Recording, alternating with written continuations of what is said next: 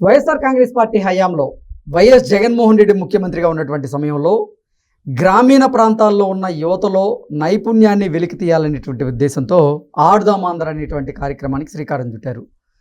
ఆడుదాం ఆంధ్ర పేరుతో యువతలో ఉన్నటువంటి నైపుణ్యాన్ని వెలికి తీయడమేమో పక్కన పెడితే ప్రజాధనాన్ని భారీగా కొల్లగొట్టారు అంటూ విజిలెన్స్ ఇప్పుడు ఆడుదాం ఆంధ్రాలో అవకతవకలు జరిగింది నిజమే అంటూ నివేదికలు ఇచ్చినటువంటి నేపథ్యంలో ఎంత మేరకు ఆడుదాం ఆంధ్ర కార్యక్రమంలో అవకతవకలు జరిగాయి, రోజా, బైరెడ్డి సిద్ధార్థరెడ్డి వీరి అరెస్ట్ జరగబోతుంది అనేటువంటి ప్రచారం జరుగుతున్న నేపథ్యంలో ఈ రెండు అంశాల మీద మనం పూర్తి స్థాయిలో విశ్లేషణ చేసుకుందాం. ప్రస్తుతం మనతో పాటున్నారు ప్రముఖ రాజకీయ విశ్లేషకులు, ప్రముఖ సీనియర్ జర్నలిస్ట్ డివిఎస్ గారు. వారితో మాట్లాడదాం. సార్ నమస్తే. సార్ నమస్తే. ఆడుదాం ఆంధ్ర కార్యక్రమంలో భారీగా అవకతవకలు జరిగాయంటూ విజిలెన్స్ ఇప్పుడు ఒక నివేదిక ఇచ్చింది. ఆ నివేదికలో ఏముంది, అసలు ఆడుదాం ఆంధ్ర కార్యక్రమం ద్వారా ఎంత పెద్ద మొత్తంలో అవినీతి జరిగింది, రోజా, బైరెడ్డి సిద్ధార్థరెడ్డి అరెస్ట్ అవ్వడం ఖాయమా అంటే ఏం చెప్తారు సార్? దొంగలు ఊళ్ళు పంచుకుని దోచేశారంటారు. అట్లాగే జగన్మోహన్ రెడ్డి ఆయన క్యాబినెట్ మంత్రులు శాఖలు పంచుకుని దోచేశారా? ఓకే. ఇప్పుడు మాజీ మంత్రి కాకాని గోవర్ధన్ రెడ్డి అరెస్ట్ అయ్యి జైల్లో ఉన్నాడు. మొన్న జగన్మోహన్ రెడ్డి కూడా వెళ్ళి పరామర్శించాడు. ఇప్పుడు మళ్ళా జైలుకి వెళ్ళే రెండవ మాజీ మంత్రి ఎవరు? రేస్ విడుదల రజనీ అనుకున్నారు. ఆమె ఏంటి ఏదో స్టోన్ క్రషర్స్ అప్పట్లో ఆమె మరిది జైలుకి వెళ్ళాడు. విడుదల గోపి. తర్వాత అసలు ఎవరు? జోగి రమేష్, అతను జైలుకి వెళ్తాడు అనుకున్నారు. ఆయన ఏదో కొడుకు, అతని తమ్ముడు అగ్రిగోల్డ్ ఆ భూములు ఏదో కొనడం, మళ్ళీ కొన్న భూములు అమ్మేసి క్యాష్ చేసుకోవటం. పెద్దిరెడ్డి రామచంద్రారెడ్డి ఆయన జైలుకి వెళ్తాడు అనుకుంటే ఆయనకన్నా ముందు ఆయన కొడుకు జైలుకి వెళ్ళాడు, అంటే ఎంపీగా. ఇప్పుడు రోజా ఏది పర్యాటక శాఖ మంత్రిగా, అంటే అందరూ దోచుకుంటున్నారు, నాకేంటి, నా వంతు ఏంటి అంటే పంచిపెట్టాడా జగన్మోహన్ రెడ్డి? ఈ స్కామ్లో ఏది ఆడుదాం ఆంధ్ర, అది కూడా కరెక్ట్గా ఎన్నికల ముందు, అంటే మళ్ళీ గెలుస్తామా లేదా అన్నట్టుగా ముందు మరి ఈమెకి పలహారమా? దీన్ని ఎలా చూడాలా? ఒక దగ్గర మరి 120 కోట్లు ఏది ఎన్నికల ముందు కావాలని పప్పు బెల్లాల్లాగా పంచిపెడదారు, తినేశారు. ఇప్పుడు మనం తీసుకున్నట్లయితే ఆ క్రీడా పరికరాల కొనుగోళ్ళు ఏమన్నా టెండర్లు ఏంటి అసలు? అది నాసిరకం పరికరాల మీద మళ్ళీ జగన్మోహన్ రెడ్డి బొమ్మలు, అన్నిటి మీద జగన్ బొమ్మ లేనిది ఎక్కడ? అసలు అప్పుడు ఆంధ్రప్రదేశ్ మీదే జగన్ బొమ్మ కదా, సర్వే రాళ్ల మీద జగన్ బొమ్మ, పాస్ పుస్తకాల మీద జగన్ బొమ్మ, కోడిగుడ్ల మీద జగన్ బొమ్మ. జగన్ బొమ్మ లేనిది ఎక్కడ? సేఫ్టీ గార్డ్స్ మీద జగన్ బొమ్మ. ఏది క్రికెట్లో ఇప్పుడు లోపల పెట్టుకునే వాటిపైన, సామాన్ దాచుకునే వాటిపైన కూడా ఇతను జగన్ బొమ్మలు వేసాడంటే ఇక్కడ ఏంటి ఇష్యూ? మనం తీసుకోవాల్సింది అక్కడ బెంగళూరు, ఉత్తరప్రదేశ్, అక్కడ కూడా 6 కంపెనీల దగ్గర కొన్నారట. అసలు నీకు ఒక షాట్ కొట్టగానే బ్యాట్ ఇరిగిపోయి, అవేం క్రికెట్ బ్యాట్లు?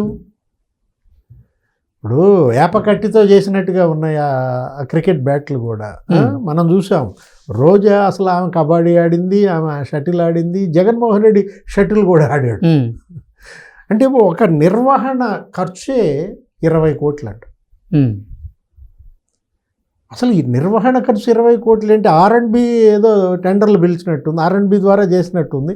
మొన్న కూడా ఆమె మాట్లాడుతూ ఏమంటోంది, ఏముంది అందులో?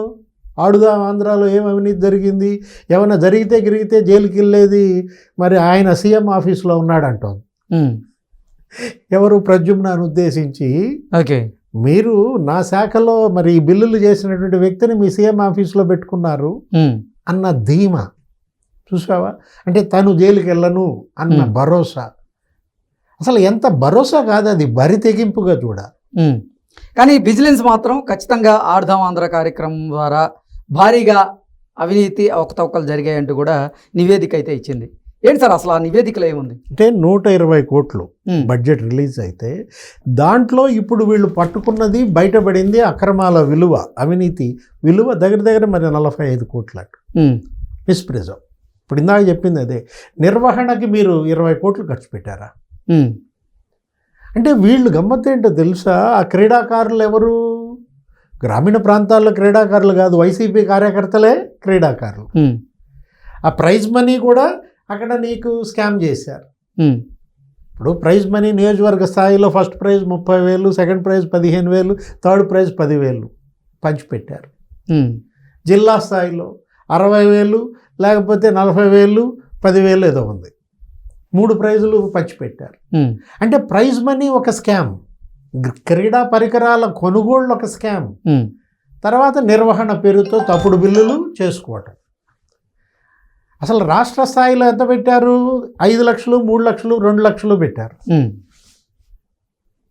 నియోజకవర్గ కార్యకర్తలకి, జిల్లా పార్టీ కార్యకర్తలకి, రాష్ట్ర పార్టీ నాయకులకి పంచుకున్నారు. గమ్మత్తేంటో తెలుసా? వీళ్ళే మరి ఇంత తింటే మేమెంత తినాలి అంటూ పోటీ పడ్డారు ఆఫీసర్లు కూడా. ఆ జిల్లా క్రీడా అధికారులు అసలు వాళ్ళు ఫ్యామిలీ మెంబర్స్ పేర్లు పెట్టేసి వాళ్ళు బిల్లులు చేసుకున్నారంట. ప్రకాశం జిల్లాలో ఒక ఆఫీసర్, స్పోర్ట్స్ ఆఫీసర్ ఏం చేశాడో తెలుసా? ప్రైజ్ మనీ కంప్లీట్ కుటుంబ సభ్యుల పేర్లు పెట్టి విత్డ్రా చేసుకున్నాడు. మరి అది స్టేట్ లెవెలా, డిస్ట్రిక్ట్ లెవెలా, లేకపోతే కాన్స్టిట్యుయెన్సీ లెవెలా? State level family level, family upma తిన్నట్టుగా తిని పారేశారనమాట. ఇక్కడ ఇష్యూ ఏంటంటే దీనిపైన విజిలెన్స్ రిపోర్టు సమగ్రంగా ఇవాళ డీజీపీ దగ్గర ఉంది. డీజీపీ దానిపైన నివేదికను క్యాబినెట్ ముందు పెట్టబోతున్నాడు. అసలు నిర్వహణ విషయంలో ముగింపు ఉత్సవం జరిపారు. విశాఖలో జరిపినటువంటి ఆ ముగింపు కార్యక్రమానికి దగ్గర మరి 3 కోట్లు ఏమో ఖర్చు పెట్టారు. తప్పుడు బిల్లులు, క్రీడాకారులకు వసతి అని చెప్పి 45 లక్షలు బిల్. ఎక్కడ కల్పించారు వాళ్ళకి వసతి? చెప్పు, నువ్వు చెప్పు సార్. టెంట్ల కింద కాదు, టిడ్కో ఇళ్ళు, చంద్రబాబు కట్టిన ఇళ్ళు ఉన్నాయి కదా, అన్నిటికీ టిడ్కో ఇళ్ళు వాడేశారు. లబ్ధిదారులకు ఇవ్వకుండా ఏడిపించారు. ఏది టిడ్కో ఇళ్ళు చంద్రబాబు కడితే వాటికి రంగులు వేసుకున్నారు, వీళ్ళ పార్టీ రంగులు. అసలు గుడివాడలో మరి ఇతనున్నాడు కొడాలి నాని, అయితే అసలు విగ్రహం కూడా పెట్టాడు రాజశేఖర రెడ్డి దగ్గర, వసూళ్ళు చేసుకున్నాడు, అది వేరే స్టోరీ. కరోనా వ్యాధిగ్రస్తులు పెట్టారు ట్రీట్మెంటు ఆ టిడ్కో ఇళ్లలోనే. ఇప్పుడు ఈ స్పోర్ట్స్ వాళ్ళు ఎవరు? ఈ ఆడుదాం ఆంధ్ర క్రీడాకారులందరికీ వసతి ఎక్కడ? టిడ్కో ఇళ్లలో వసతి కల్పించి నువ్వే రకంగా 45 లక్షలు బిల్ చేసుకుంటావు. భోజనాలు అసలు నీకు గుర్తుండే ఉంటుంది, అప్పుడు కూడా మనం ఏదో వీడియో చేసాం. ఆ స్పోర్ట్స్ వాళ్ళందరూ ఏంటి, ఆ క్రీడాకారులందరూ భోజనాలు బాగాలేదని చెప్పి ఆందోళన చేశారు. ఏం భోజనం అని చెప్పి గందరగోళం చేశారు. నీకు గుర్తుండే ఉంటుంది. సమ్మిట్లోనూ అదే, ఒక సమ్మిట్ పెట్టాడు గుడివాడ అమర్నాథ్, ఆ సమ్మిట్లో భోజనాలు బాగాలేదని చెప్పి ఇసిరిసిరి కొట్టారు.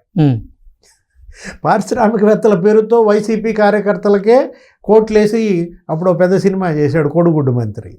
ఇప్పుడు ఈమె పర్యాటక శాఖ మంత్రిగా కేవలం ఈ ఒక్క దీంట్లోనే కాదు, ఈ భోజనాల బిల్లులు లేకపోతే ఈ బిల్లులు నీకేం గుర్తొచ్చింది?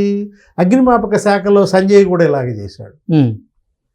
ఐపీఎస్ సంజయ్ ఏం చేశాడు? అది కూడా ఇవాళ నడుస్తోంది విజిలెన్స్.